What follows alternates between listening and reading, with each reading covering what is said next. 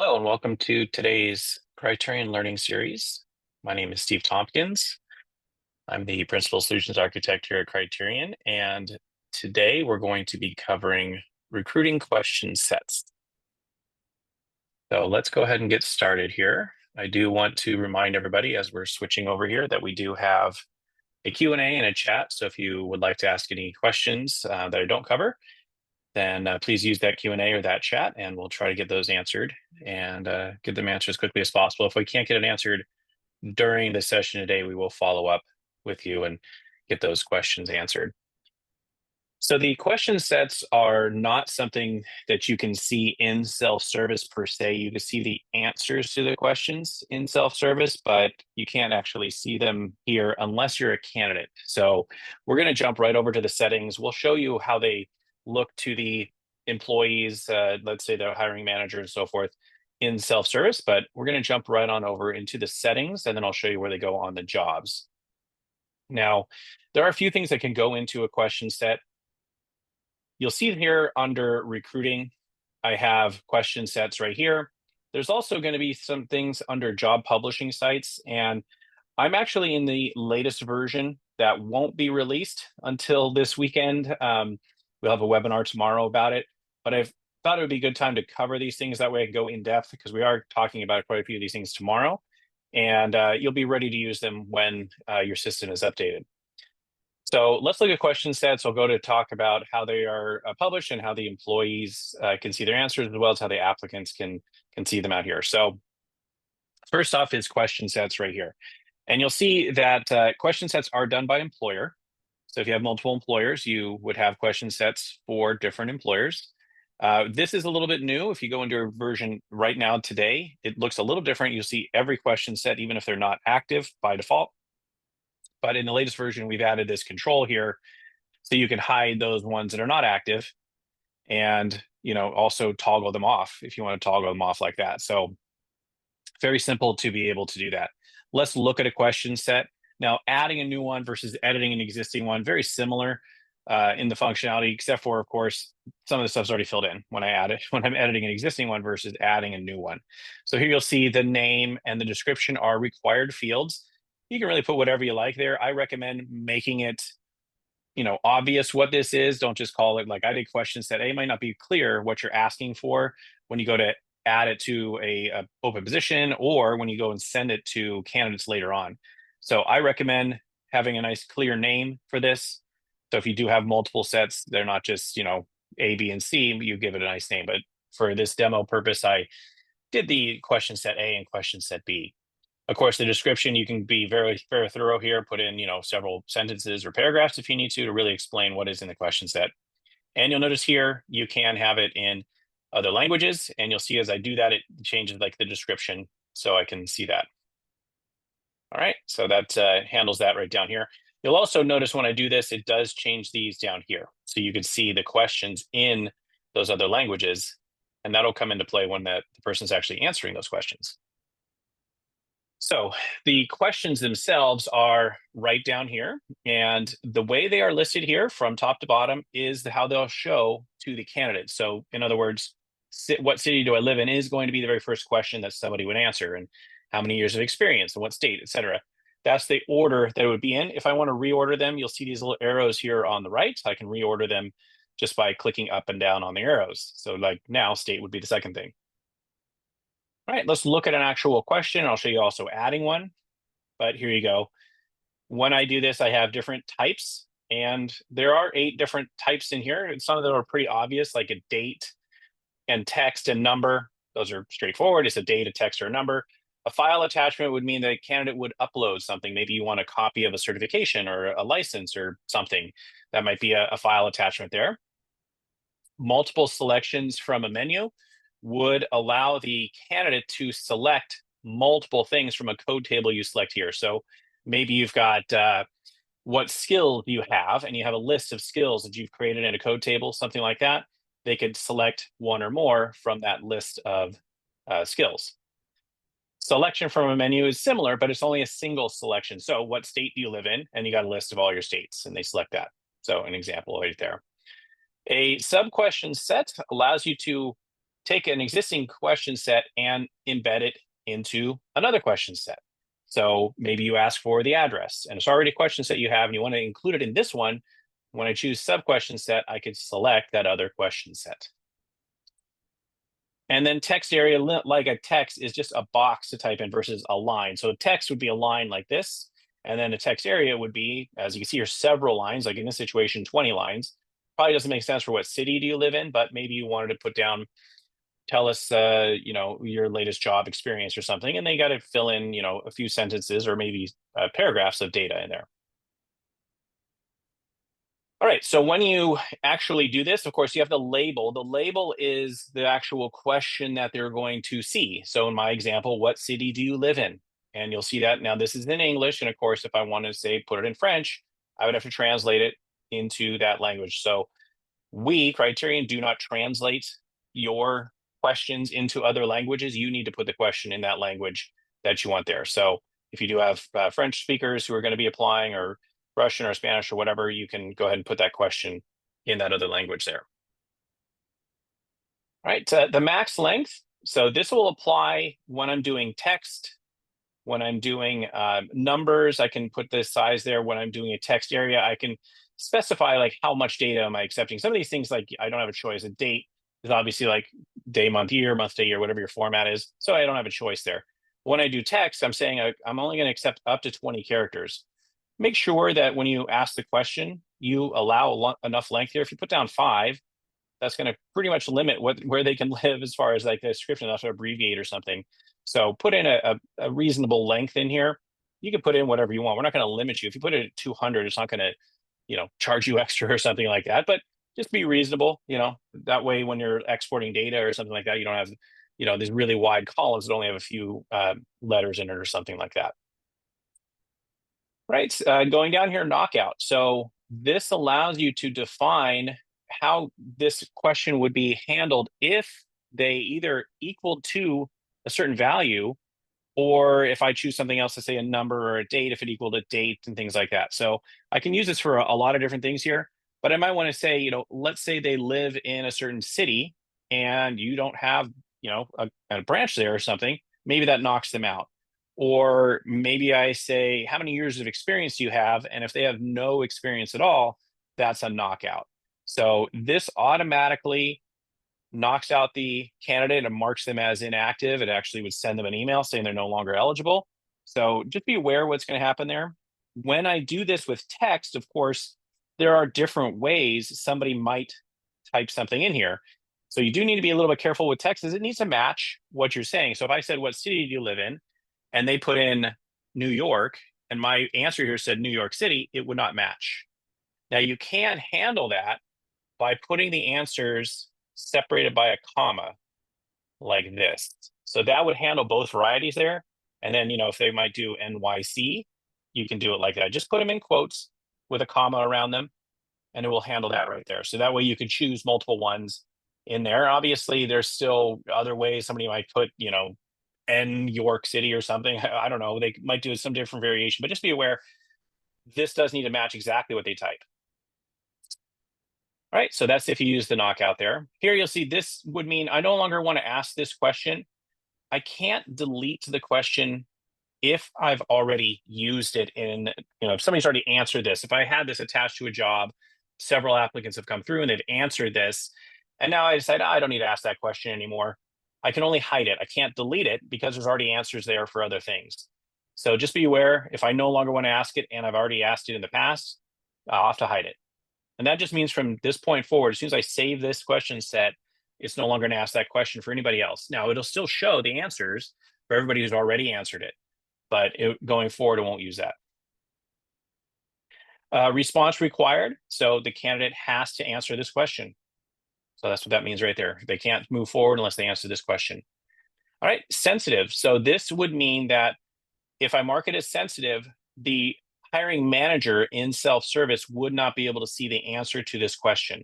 So if there's some type of privacy concern, or maybe you're worried about personal identifiable information, and you ask a question that maybe could be used for that, you might want to mark it as sensitive so the hiring manager doesn't see the answer. Now the recruiter, they can still see the answer because they have the access on the recruiting side.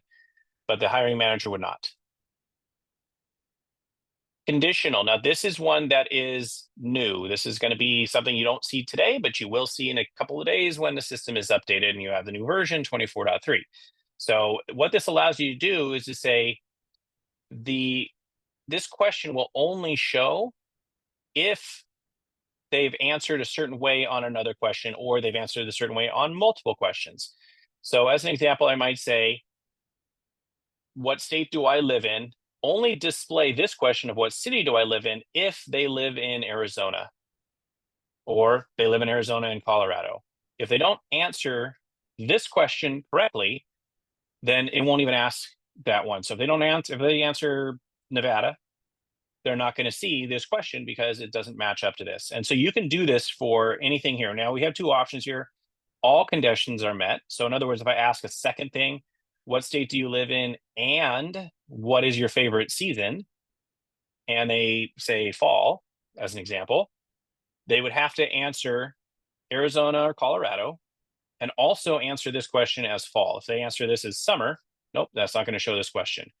If I do this one, or I say any condition is met, now it means if they say Nevada, as long as they say fall, it's going to ask this question. Or if they answer Arizona and winter, it's still going to show the question. So it doesn't matter if they answer both of them. They just have to answer one or more of them correctly. All right, so that's what conditional is right there. I'll turn that off just for a moment. And then validation. So this would allow you to have it go in a certain format.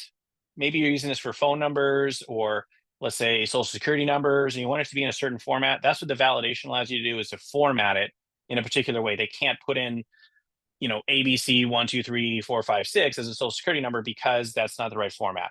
And they can't just put in, a bunch of X's for a phone number because it's not the right format. So that allows you to do that with this. And then finally, I skipped this one, I'm sorry. Target field allows you to save this value in a particular field. So I'm asking what city do they live in? Maybe I wanted to save it into the the candidate's city. Now these target fields will change depending on the type of data. So as an example, if I do a number field, I'm only going to get number fields where that would reside. A date field, it's going to go into a date field. So I can't say what city do you live in and save it in their date of birth, because obviously that doesn't make any sense.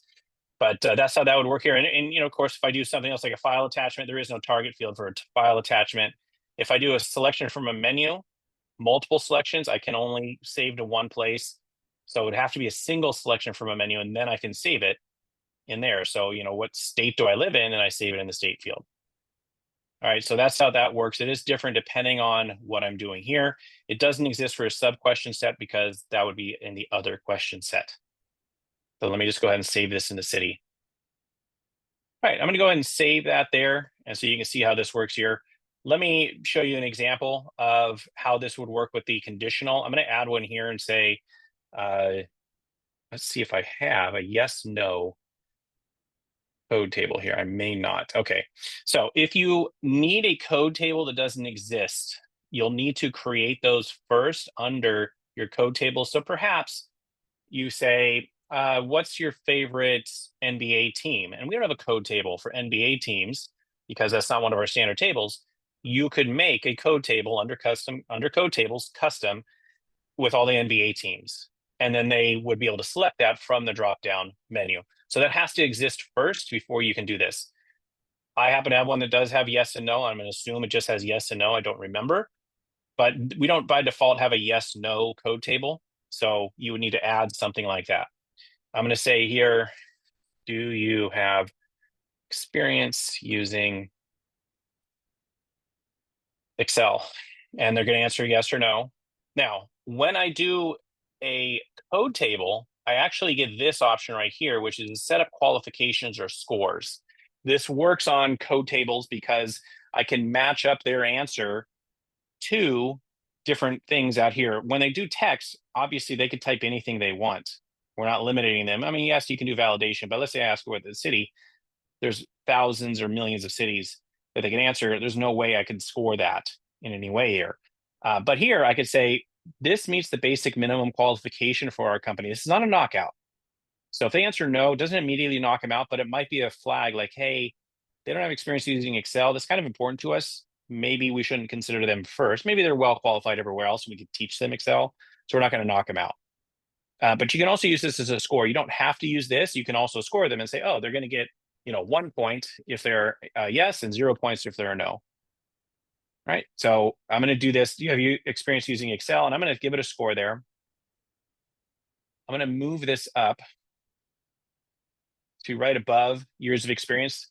And now I'm going to go to years of experience. I'm going to make it conditional on them answering, do I have experience using Excel? In fact, I forgot I do need to save. So give me 1 second to save. You can't ask the question. You can't make it conditional unless it is saved first. And let me move the years of experience back down. Okay. And now I'll be able to say, excuse me, the conditional and Excel is equal to yes. So if they answer yes to having years of having experience in Excel, we're then going to ask how many years of experience. And now here you'll see we have a menu with years of experience. Those options are no experience, 1 to 4 years, and 5 or more. I'm saying the basic minimum qualification is at least 1 year, but they have 5. That's also a qualification. And here's let's score them.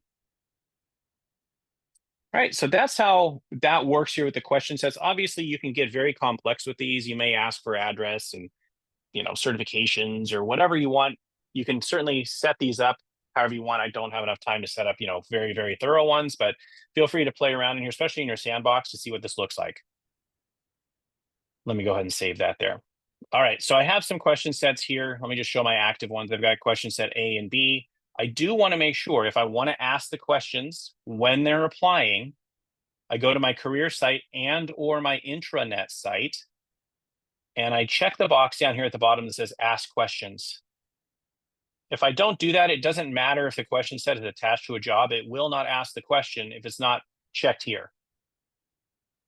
All right, so I want to do that on one or more. So you can have different things under the intranet site. Maybe you don't ask questions, but the internet site, the site the external people would see, you do ask questions. So you can separate those if you like. I'm going to turn it on for both and go there. So once that is enabled, now I can go to my different jobs, and I'll go to janitor as an example. And if I come down here, you'll see here's my question set. And I can choose A or B. Those are the 2 active ones. So those are the 2 that I can ask. You might have seen one there that said EO questions. It's not active, so I can't select it. All right, and I'm just going to have that there. Now I want to make sure it's actually published. And I'll show you what it looks like from the candidate side. So it is published here. I'm going to go to that job posting, and I'm going to apply very quickly here.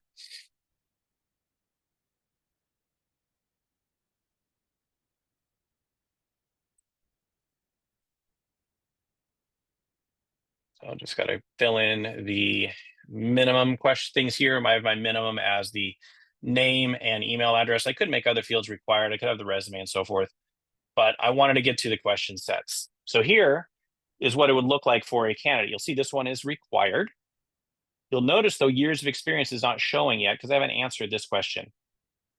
All right, I can put it in other languages if I have them. Of course, if I don't have it in, Spanish as an example, the questions are going to be in English. It doesn't put them as blank. It just goes back to the English because that's all we have. So what city do I live in? I'll go ahead and say Chicago. What state do I live in?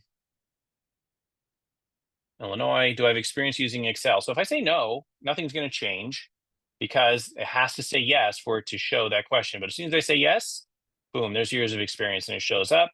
And I can answer this right here, 5 or more years. What was my favorite season? I'll put down spring and pick a number. Now this one has a knockout on it. I want to check what that knockout is before I answer it because I want to show you what an active candidate looks like. I forgot I do have a knockout on there. Let me just see what it is.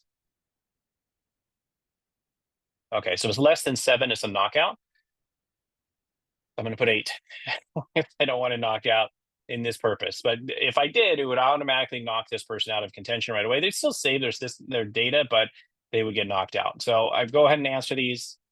And now this is submitted. Oh, it's no longer active. Okay, let me Let me fix that. I didn't happen to notice that it wasn't active anymore. Let me close that out. And there we go. All right, so now that janitor position, I've applied for it. The candidates, that's what the candidate would see. When I come into here, I have my new candidate out there. There's Eric. And here I can see the answers to the questions that he answered, right? Now, I may move him along in my process here. I've reviewed this stuff and, his other experience and so forth with the candidate. And I decided, you know what, I need to ask him some additional questions. He's passed our first round of, vetting of our candidates or whatever you do. Now I want to send him another question set because, he's pretty well qualified, but I just want to make sure he's good. Let me go ahead and send another question set to him. So I'm going to set here question set B. You'll notice question set A is not there because he's already answered those questions. Question set B, I need him to answer that. So that's going to send him a notification.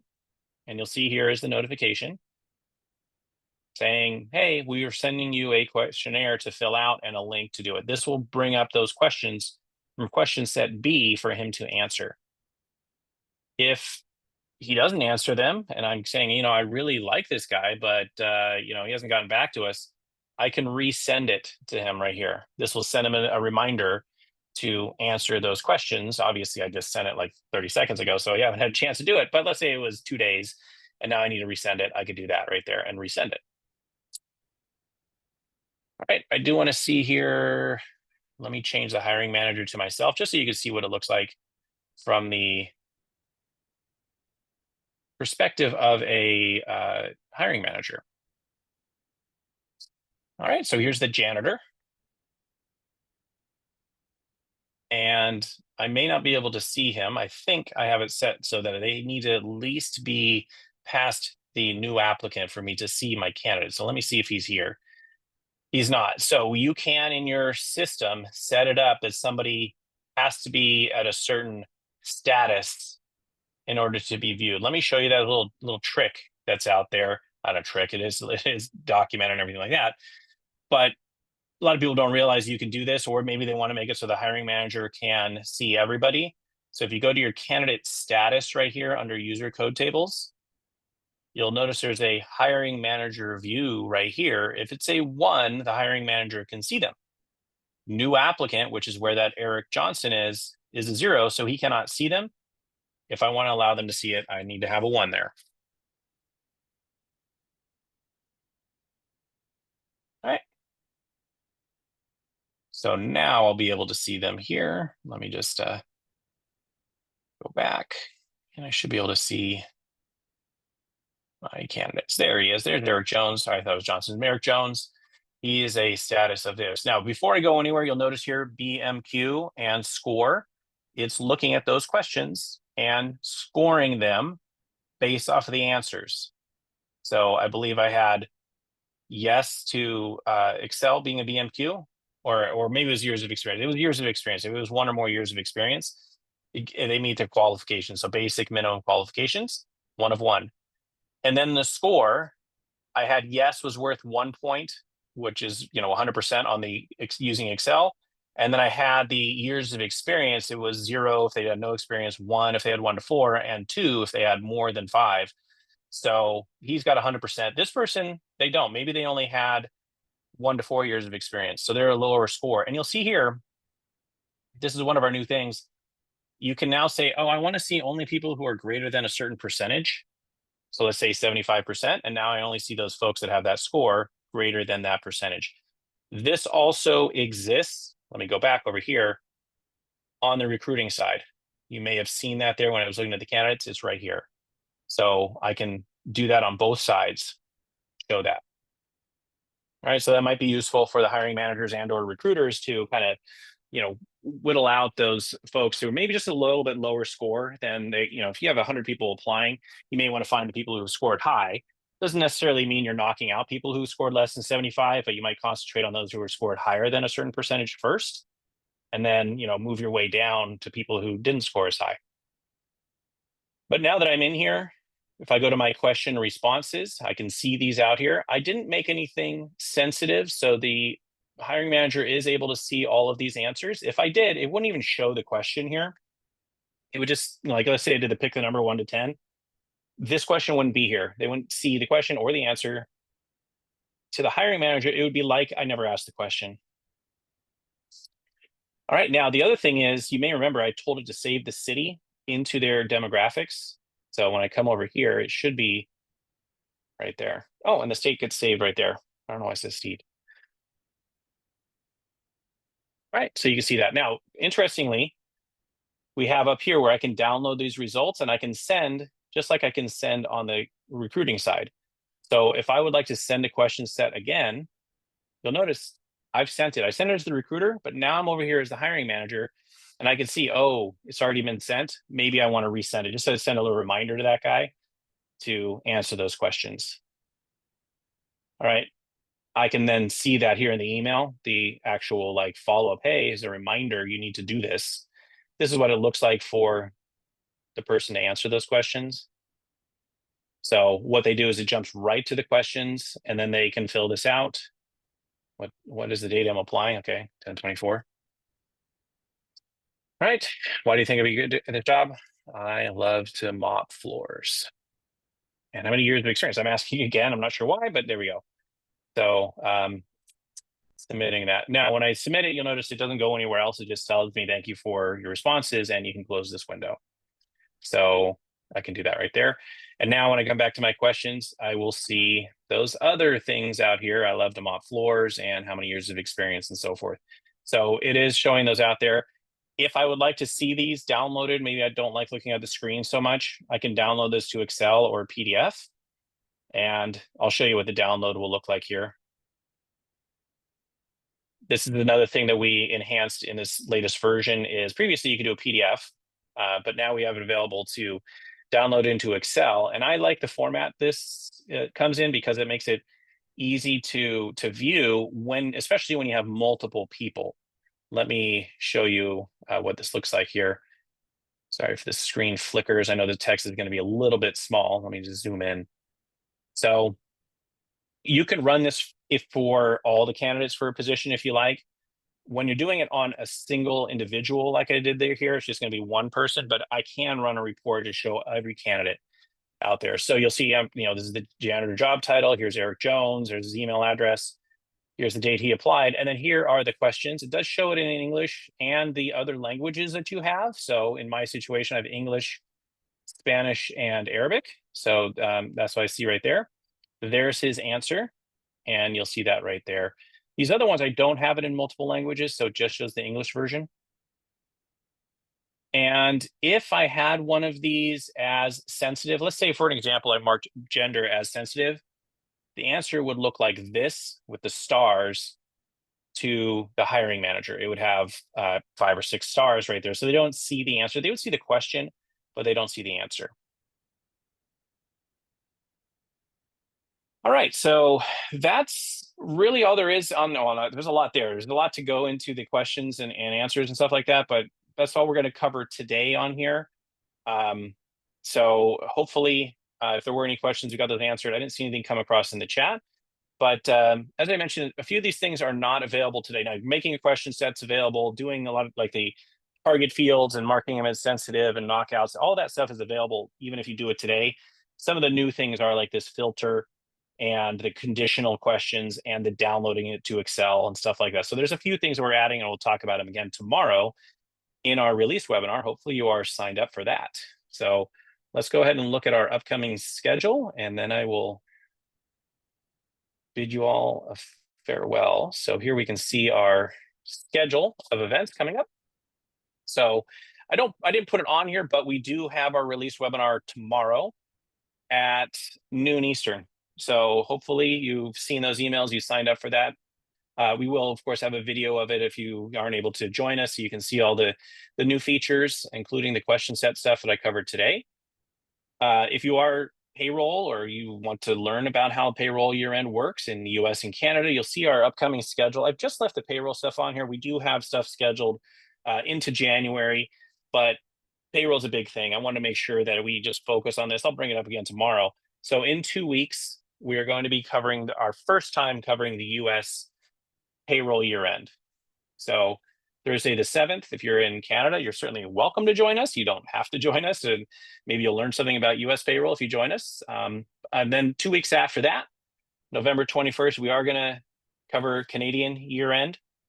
So again, Canadian folks should probably attend that if you're doing payroll. US, you're certainly welcome to learn some new terminology and things like that.